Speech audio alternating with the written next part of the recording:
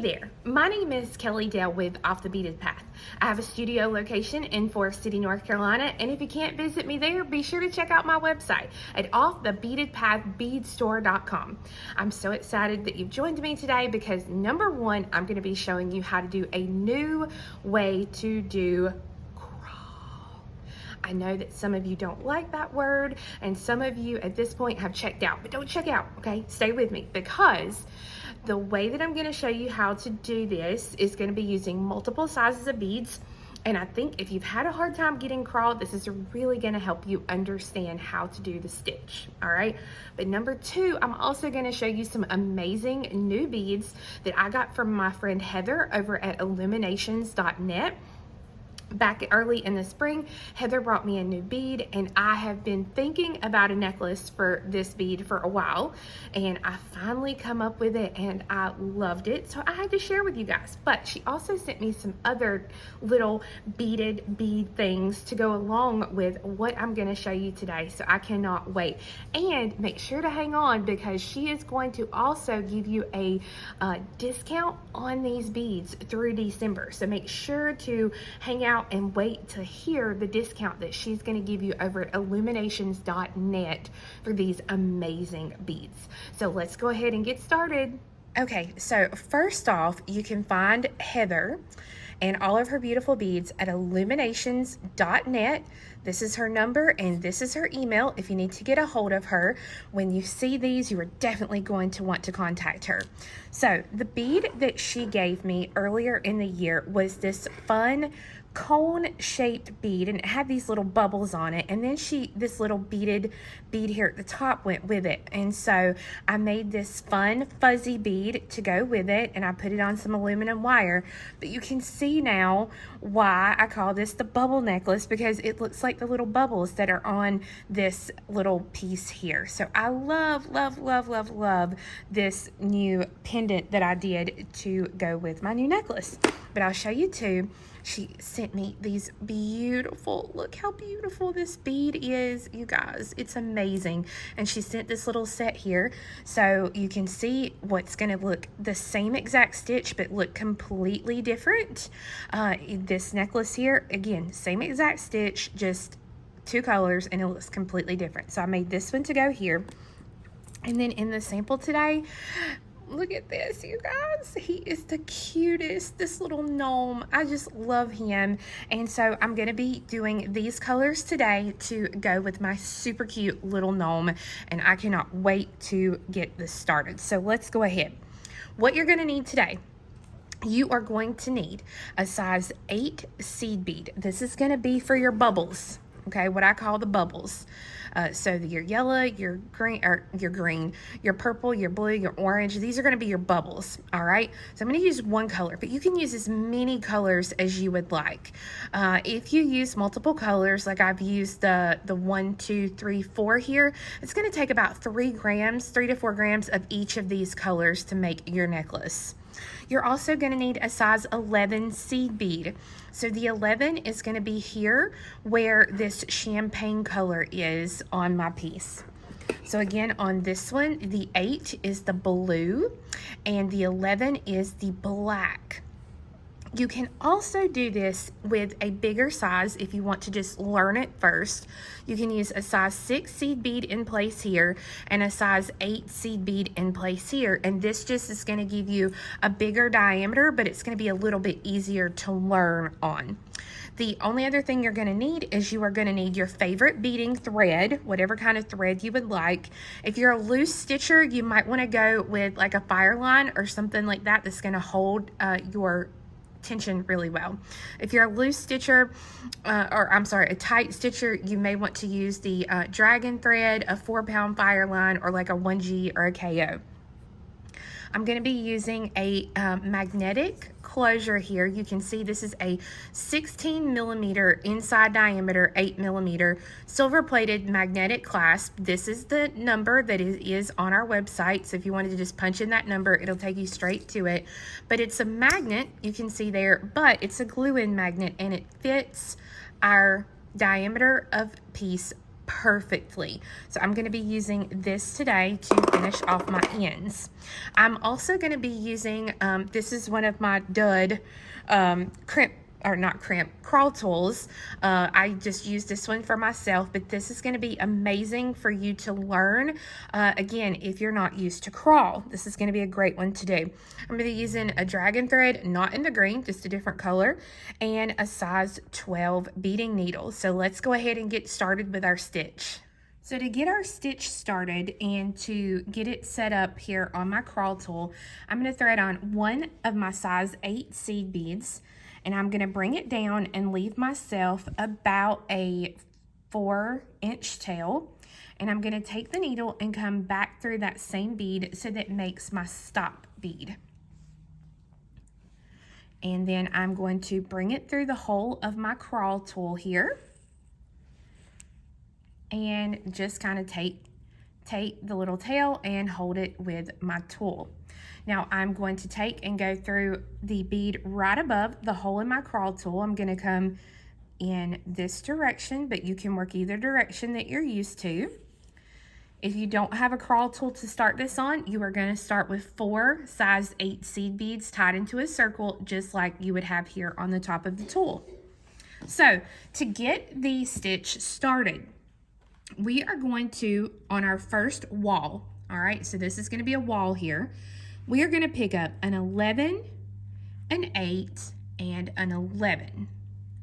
And we're going to come back through the 8 on our base. So this is what we call our floor, our 4 floor beads.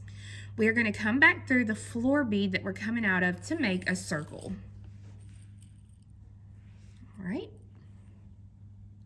Now, this first row, I'm going to do just a little different than all the rows after it, and you'll see why here in a minute. So I'm going to go through the next floor bead.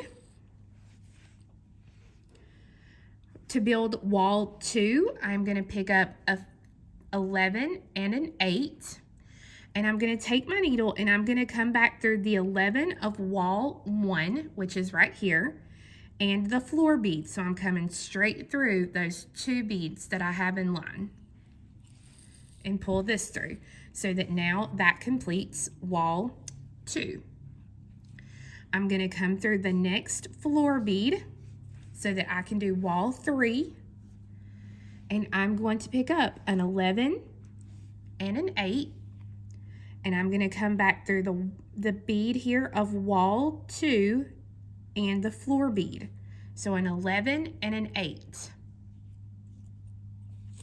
Pull this through. I'm going to go through the final floor bead here of the 4. And then I'm going to go right up through the 11, right above where my thread is coming out. I'm going to pick up an 8, and I'm going to come across, and I'm going to come through the 11 and the 8. Pull it through and pull it completely out of your hand. That is required of this. Here we go. Let me just get this to where it won't make a knot. There we go. So we have 4 new floor beads now. So what I'm going to do to get into position is I'm going to come up through the 11 and then through my 8s here on top. Now when I come through the 8, you always want to make sure you come through the 8 in the same direction that you like to work in. So I like to work from right to left here, coming from right to left. So I'm going to go through the bead going this direction. I can also come in this direction here, so it's completely up to you. I'm going to go through that bead. All right, so here's our new row. I pick up an 11, an 8, and an 11, and I come back through the 8 that my thread is coming out of to make the circle. Now this is where I'm going to change up from this bottom row here. For every row from here on out, I pick up an 11 and I come through the next 8, which is my floor bead here. For wall 2, I'm going to pick up an 11 and an 8. And just like I'm doing regular crawl, I'm going to go through the wall bead of wall 1 and the floor bead. So you'll notice I'm skipping the 11 that I added just here a minute ago. That's exactly what you want to do. You're going to skip that bead. Okay. Now I'm going to pick up an 11 and come through the next floor bead here.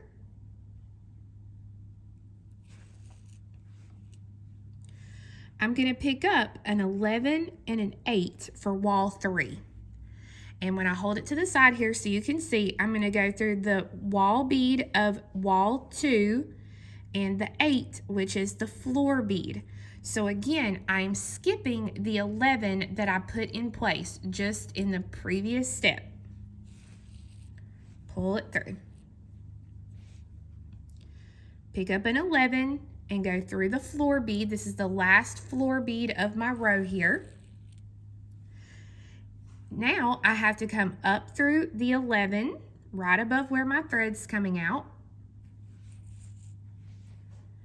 I'm going to pick up an 8 and I'm going to come through the 11 of the wall and the 8 on the floor. So again, I'm skipping the 11 that I already have in place. Pull it through. Now, once you have that, you'll notice here that I've got 1, 2, 3 beads in place and I still have a little hole here.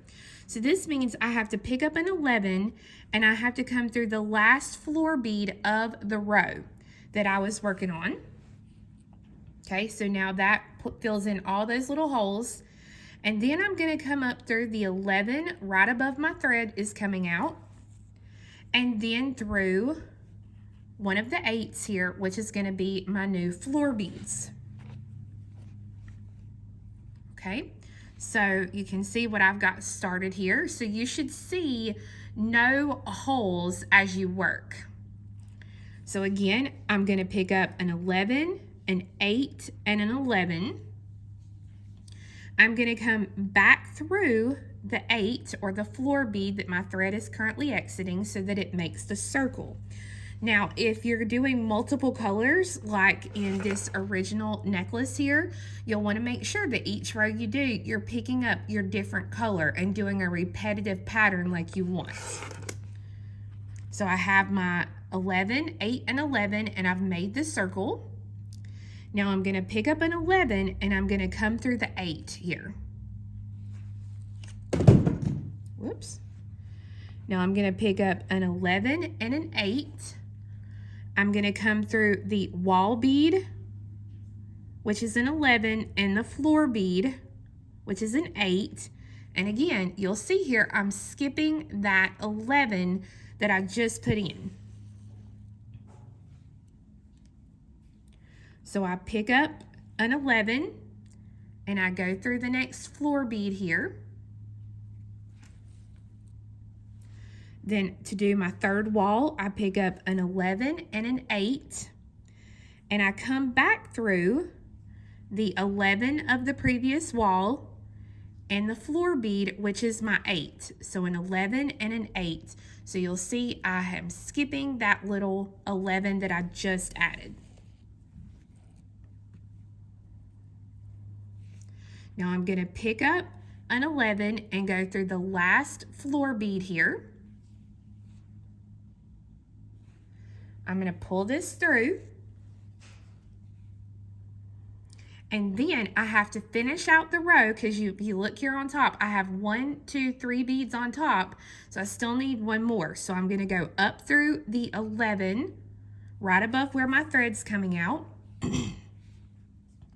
I'm going to pick up an 8, and I'm going to come through the 11 of the wall previous and the 8 of the floor. So again, you'll see there I skipped that little 11. When I was teaching somebody a couple of days ago, this is where they always got tripped up, is adding and skipping that little extra 11. So I'm going to show you this one more time, how we're going to finish this out. And then I'm going to show you another way so that if you have a hard time remembering where you should be putting these in and taking these out, I think this will really help you. So I've got a hole here, so I have to finish the row. So I'm going to pick up the 11 and go through the 8. That finishes out the wall. And then I'm going to come through the 11 right above where my thread's coming out, and then through the next 8. And again, you go through it in the convenient way for you. Now, this time I've showed you how to do a couple of rows with adding those 11s in. Now I'm going to show you another way to do the stitch. It's like doing where we were basically doing 2 rows with 1 stitch. Here we are going to do a row and then come back and finish out the stitch. So it's gonna, you just pick whichever one is going to work best for you. So to start out, I'm going to pick up an 11, an 8, and an 11. And I'm going to come back through the same floor bead that my thread's coming out of to make that circle. Then instead of adding the 11 in, I'm going to come straight through the next floor bead.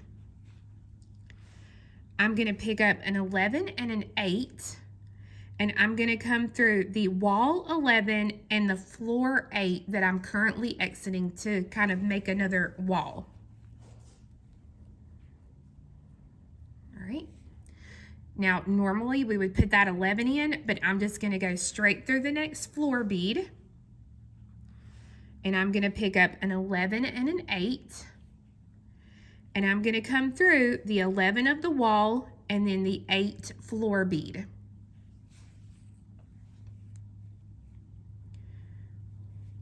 I've got to come through the last floor bead here, and you'll notice again I'm not popping that 11 in, just going through, and then I'm going to come up through the 11 right above where the thread's coming out, just like I normally would. I'm going to pick up an 8, and I go through the 11 of the previous wall and the 8. So what this is a just normal crawl box here. But what I'm going to do is I'm going to take now and I'm going to come through the 8 right below where my thread is. And then I'm going to pop 11s into each of these holes. So I'm going to pick up an 11 and go through the 8. Pick up an 11, go through the 8. Pick up an 11, go through the 8. And pick up an 11 and go through the 8 till I have all those little holes filled in. Now I will come up through an 11 right above where my thread's coming out, and then through the next 8 here on the top. So that is 2 ways that you can do this really easy. Well, no, I shouldn't say really easy. 2 ways to do this new little crawl stitch here using the 2 sizes of beads. Now, for those of you who have never seen my crawl tool before, I'm going to show you how to take it off the tool, because what you're going to do is you are just going to continue to do this until you get the length that you want. So I'm going to go ahead and take mine off the tool, because what this does is this just gives me something to hold on to so that I can get it started. So I've taken my stop bead off, and I'm just going to take my needle and pull the thread out of the little hole there. And all I'm going to do is I'm going to take and I'm going to kind of wiggle this around a little bit. If you're a tight stitcher like I am and wiggling doesn't, really do a whole lot for you here, all I'm going to do is I'm going to take a little awl and put it in and kind of pull out those first threads, and then you can see that it really loosens up at that point. And once it loosens up, you can pretty much just take your awl. Sometimes it'll pull right out. I'm using a little bit of a thicker thread, so it won't pull out as easy for me.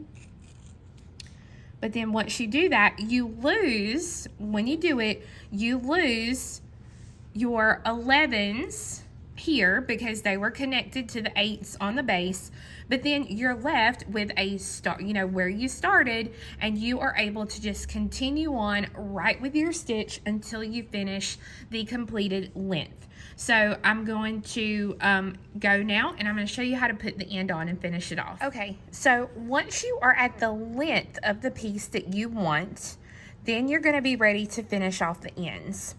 So all I'm going to do is put a needle onto each of the threads here on the end, and if you want, you can do some half hitch knots. So to do a half hitch knot, I'm going to go under the thread here between the 8 and the 11 that my thread is coming out of. I'm going to leave just a little loop here, put my needle through that loop and pull. And you can see there that it made just a little tiny, almost like slip knot. So what I'm going to do though, for me personally, I don't like to put knots like that in. So I'm just going to stitch through the piece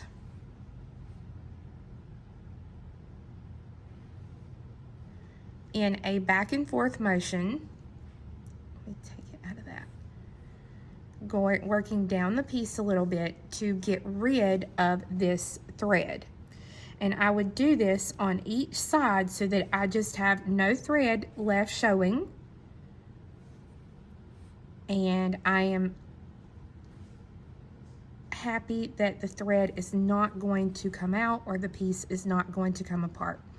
So once you've kind of done this and gone back and forth in a couple of different directions a couple of times, you're pretty well set on it. And then all you have to do is you can take your cord cutter or scissors or whatever you want and get rid of that little piece of excess thread. And then I would do that on this side as well. Once you have both of those ends ready to go, I'm going to be using some of my E6000 glue. And I'm going to take and I'm going to put a pretty good drop of glue down into the little piece. And you can separate this if you want to, or you can leave it together. But what I'm going to do is I'm going to kind of push this up all the way to the last bead, and then I'm just going to kind of twist it a little bit to evenly distribute the glue. If any glue comes out around the edge, you can take a little your finger or a paper towel and get any out of the edge there. And then you're going to do the same thing on the other end. Go ahead and put you a pretty good size dab of glue down in there. Push it all the way to the last bead, and then just kind of give it a little twist to help distribute some of that glue. So that when you do, it'll be ready to go. Now you can leave it like this, but if you leave it like this, make sure to let it dry just like this so that the piece is out straight, so that way it doesn't dry at a funky angle, because once it's dry, there's not really a whole lot you can do about it. So you definitely want to make sure that you lay it out straight like this to dry. You're going to want to let the E6000 glue dry for about 24 hours before you wear it, so that way you get a really, really nice adhesion to your beads. So I'll show you, once it's dry, you'll be able to put it on and off just like this, and it's just really, really a nice way to end the piece. And that way the length you want is pretty much the length you've got. You don't have to worry about any sort of extra length, because this goes all the way up to your last beads that you have in place. So then it's just a matter of having fun with your new bead. If you choose to get some of these beads from Heather, it's just whatever you want to do. This one, I did a fuzzy bead, which I'll put a link to it in the description. This little gnome, when I finish my necklace for the gnome, he's just going to go straight on there. I'm going to unwind this and make this loop a little bit bigger, but I mean, he's pretty much going to go straight on there. So you really can have fun. Now, if you don't have a bead like that or anything like that, it does make just a beautiful necklace just by itself. This one I think is going to be just a plain necklace just like this. So it's a good stitch to have fun with. And like I said, every time you do it, it's going to look completely different depending upon the colors that you choose and all of that. Now, if you're one of those people who needs a step-by-step pattern, no worries.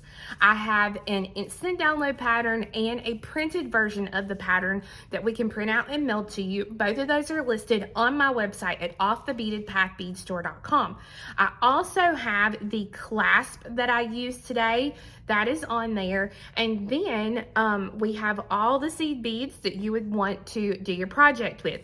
Now, for Heather at Illuminations, again, illuminations.net there, I'm going to show you or tell you a couple of deals that she's got through December 15th of 2022 on some of these glass beads.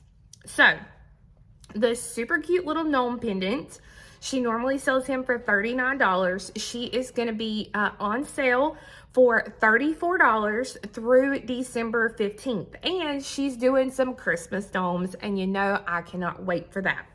The bell focal, which is this beautiful bell-shaped one here. This one had the flowers on it. This one here just had those awesome little bubbles on it. Those are normally $44. She is going to have those on sale for $36 through December 15th. If you want the focal and the little pair, look how cute that is. The little pair for the earrings. Normally that would sell for $59 for the bead, all three here, but she is going to do those on sale for $49 through December 15th. So you've got some really great deals going on Heather's Beads at illuminations.net until December 15th of 2022. So make sure to go to illuminations.net and pick you out one of these super, God, y'all, he's just so cute. I love the little gnome. Make sure to go and grab you these beautiful beads. They make a wonderful, wonderful focal piece for these necklaces. So guys, thank you so much for watching. I hope that you enjoyed this. If you need a crawl tool, make sure to go to my website and grab one because they go quick and they are so wonderful to learn this stitch with.